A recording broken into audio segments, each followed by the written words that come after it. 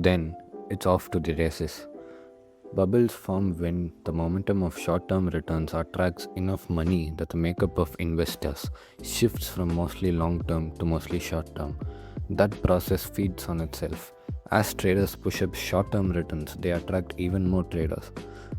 Before long, and it often doesn't take long, the dominant market price setters with the most authority are those with shorter time horizons.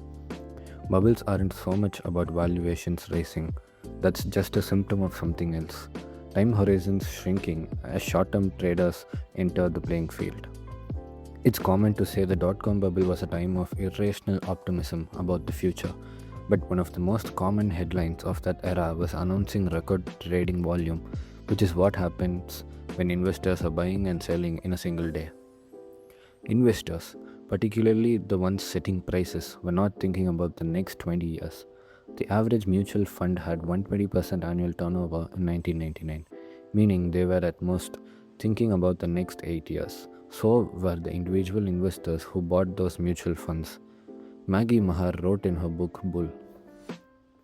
By the mid 19s, the press had replaced annual scorecards with reports that appeared every 3 months. The change spurred investors to chase performance, rushing to buy the funds at the top of the charts, just when they were most expensive.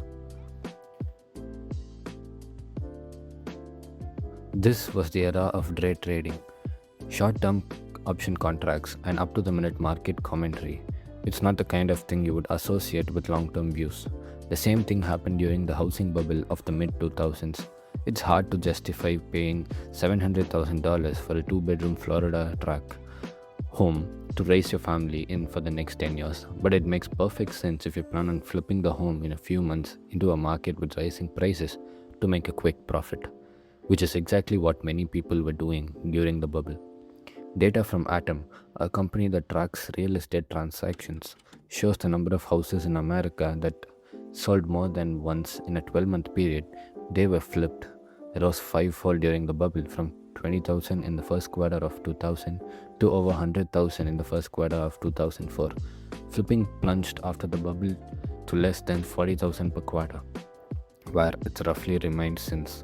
Do you think these flippers cared about long term price to rent ratios or whether the prices they paid were backed by long term income growth? Of course not. Those numbers weren't relevant to their game. The only thing that mattered to flippers was that the price of the home would be more next month than it was this month. And for many years, it was. You can say a lot about these investors. You can call them speculators. You can call them irresponsible. You can shake your head at their willingness to take huge risks. But I don't think you can call them irrational. The formation of bubbles isn't so much about people irrationally participating in long term investing. They are people somewhat rationally moving toward short term trading to capture momentum that had been feeding on itself. What do you expect people to do when momentum creates a big short term return potential?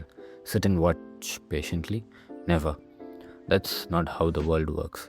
Profits will always be chased, and short term traders operate in an area where the rules governing long term investing, particularly around valuation, are ignored because they're irrelevant to the game being played. That's where things get interesting and where the problems begin. Bubbles do their damage when long term investors playing one game start taking their cues from those short term traders playing another. Cisco's stock rose 300% in 1999 to $60 per share. At that price, the company was valued at $600 billion, which is insane. Few people thought it was worth that much. The day traders were just having their fun. Economist Burton Malkiel once pointed out that Cisco's implied growth rate at that valuation meant it would become larger than the entire US economy within 20 years. But if you were a long-term investor in 1999, $60 was the only price available to buy, and many people were buying it at that price. So you may have looked around and said to yourself, wow, maybe these other investors know something I don't. Maybe you went along with it. You even felt smart about it.